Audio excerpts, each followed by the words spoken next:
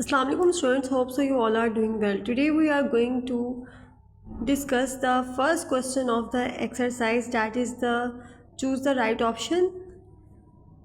The first MCQ is the survival and the reproduction of the individual with advantageous trait is called. हमें पता है कि वो वाले ट्रेड्स जो एडवांटेजियस होते हैं, मतलब जिनसे एक ऑर्गेनिज्म को सर्वाइव करने में हेल्प करते हैं, that is the natural selection.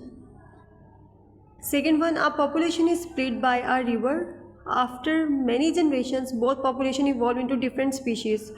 What type of speciation may occur?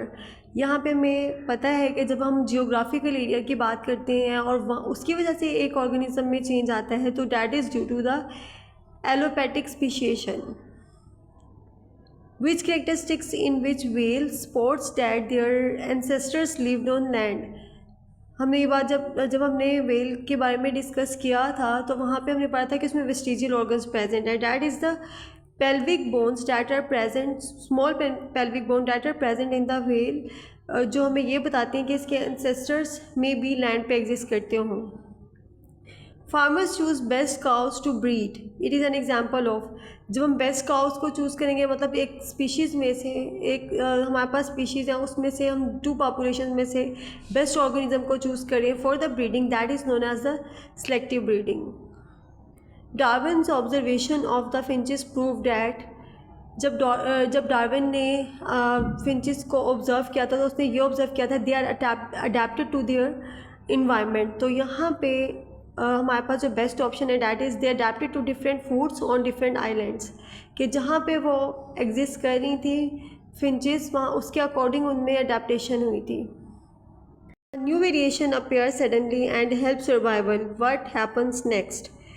जब एक वेरिएशन अपीयर हुई है एक पॉपुलेशन में और उसके साथ साथ वो उस ऑर्गेनिज्म के सर्वाइवल में भी हेल्पफुल है, then we will say that it's spread through the population, कि वो नेक्स्ट पॉपुलेशन में भी ट्रांसफ़र होगी. तो it means that it's spread through population. हमारे पास है students, which of these vestigial structure? Human ear muscle, हमें पता है कि ये हमारे पास वेस्टिजियल स्ट्रक्चर्स हैं. Which pair are homologous structures? यहाँ पे हमने जो एग्जांपल पढ़ी थी कि वो वाले स्ट्रक्चर्स जो होमोलोगस स्ट्रक्चर है जिनका. Alright students, the next one is which pair are homologous structures. यहाँ पे हमने बात की थी होमोलोगस स्ट्रक्चर्स वो स्ट्रक्चर्स थे जिनमें स्ट्रक्चर सेम था और फंक्शन डिफरेंट था, that is the human arm and the dolphin fins. Next आता है human appendix is a vestigial organ because it no longer useful for digestion.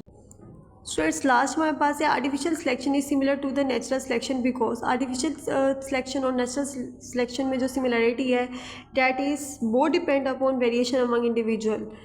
Organism में जो वेरिएशन है दोनों इसी चीज़ पे डिपेंड करती हैं और देन ऑर्गेनिज्म को सिलेक्ट किया जाता है. इसके बाद नेक्स्ट हमारे पास क्वेश्चन है, student write short answers. I have mention the number in front of the question, kindly mark it on your book. Write short note on selective breeding. यहाँ पे आपने सिंपली सेलेक्टिव ब्रीडिंग की definition लिखनी है और उसके साथ आप एक एग्जांपल देंगे. What are the two types of speciation? यहाँ पे आपने टू टाइप्स लिखनी है जिसमें आपने एलोट्रोपिक और सिंपैट्रिक स्पीशिएशन पढ़ी थी और उसके एक example. Provide example of homologous structures, उसमें आपने कोई भी एक एग्जांपल को आप यहाँ पे डिस्कस कर सकते हैं. List the step in the process of natural selection. Natural selection के जो आपने 5 स्टेप्स पढ़े हैं, you will write the name of दो स्टेप्स. यहाँ पे आपने उन स्टेप्स के नेम लिखने हैं. So student, this is all for today. Hope so all the things are clear to you.